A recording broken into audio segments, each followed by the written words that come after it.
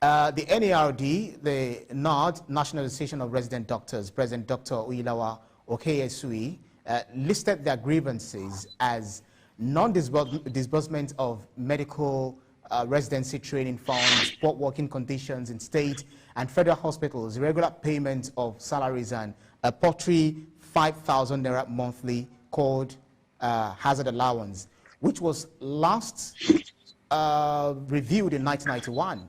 What's your reading of these old issues? I think that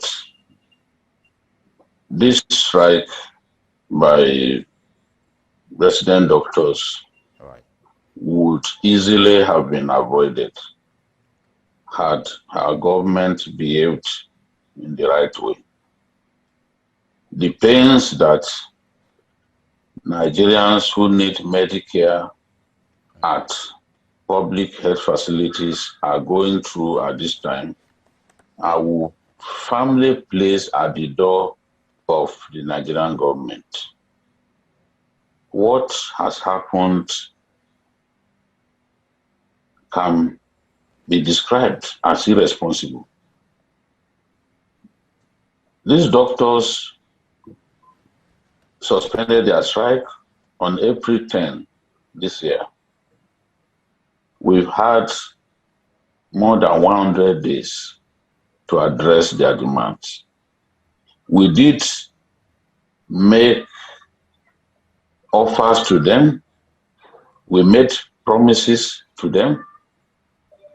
And we signed a memorandum of action which triggered the need for resident doctors to suspend the strike. Right. They were waiting for government to implement the memorandum of action that it got into without being forced, without a gun to the necks of the people in government.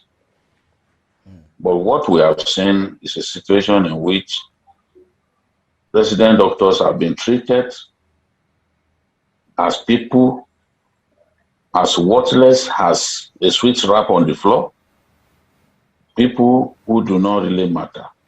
But you and I know that these fellows matter a lot, especially at a time when we are going through a pandemic.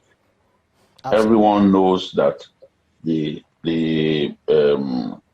COVID-19 Delta variants, which used to be known as the Indian variant, or the Indians complained that they were being stigmatized by the variants being called Indian variants.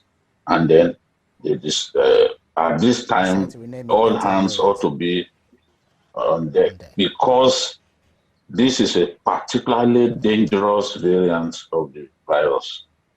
But the people should be on the front line in our war against COVID-19. They have decided to go on strike. And I wouldn't blame them. I would rather blame government.